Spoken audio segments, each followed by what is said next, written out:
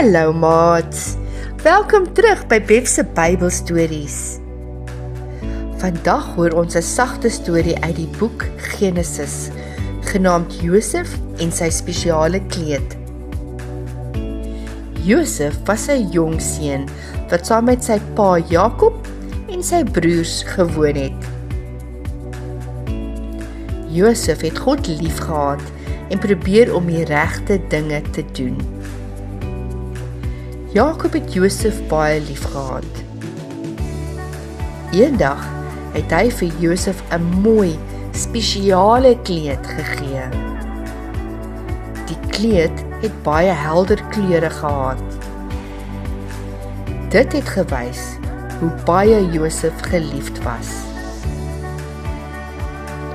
Josef se broers het die kleed raak gesien.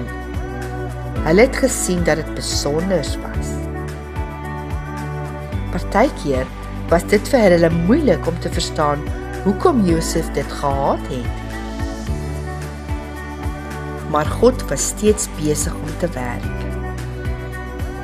God het 'n plan vir Josef se lewe gehad. 'n Plan wat pas begin het. Hierdie storie herinner ons dat God elkeen van ons by die naam ken. God het 'n plan vir elke lewe. En sy liefde is altyd by ons. Dankie dat jy geluister het na Bev se Bybelstories.